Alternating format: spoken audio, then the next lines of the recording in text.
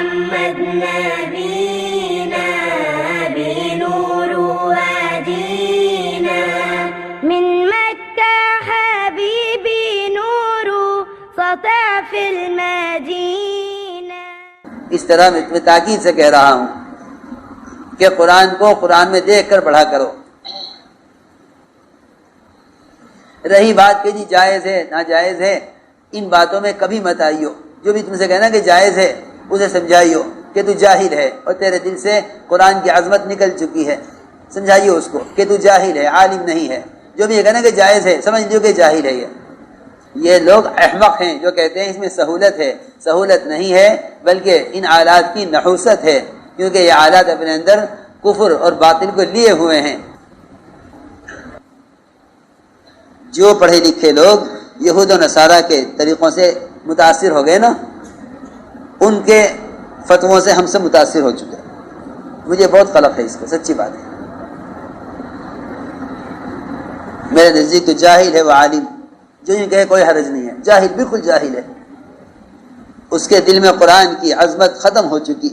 جو یہ کہے عالم کہ ہاں کوئی حرج نہیں، جائز ہے کر لو، سمجھ لو کہ اس کے دل سے قرآن کی عظمت نکل چکی ہے. اب آج کل موبائلوں میں آ گئے قرآن شریف، تو موبائل میں لوگ پوچھا کرتے ہیں کہ پڑھنا جائز ہے کہ ناجائز ہے.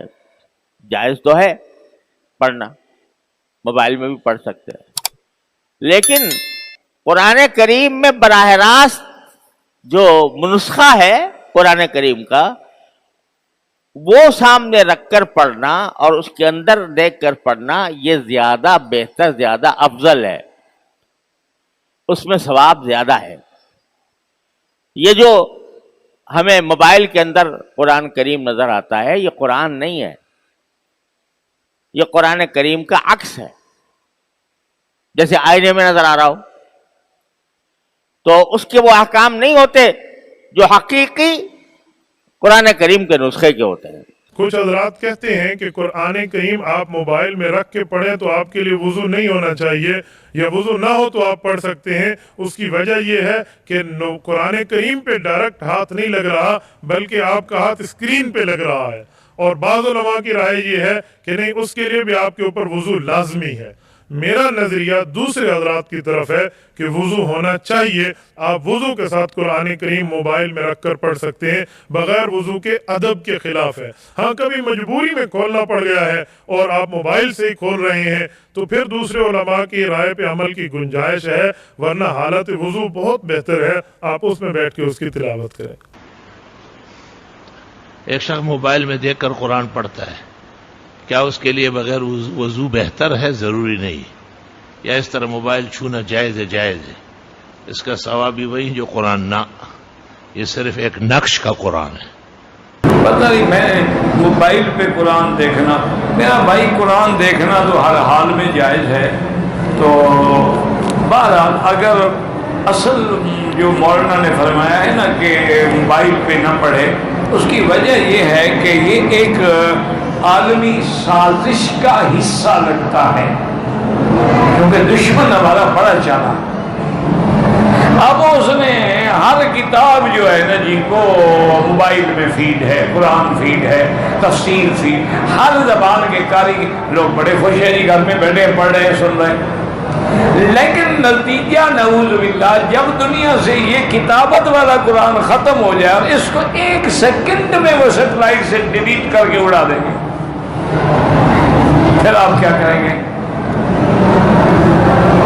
پھر آپ کیا کریں؟ لیکن ابھی تو مکتبہ شاملہ جو ہے اس میں 60,000 کتاب ہے جو اس میں فیڈ ہے، انٹرنیٹ پہ دستیاب. اچھی بات ہے، پوری دنیا میں ایک بات پہنچ رہی، لیکن ساتھ یہ خیال ضرور رکھیں کہ جو اصل ورثہ ہے ہمارا قرآن کا وہ ختم نہ ہو.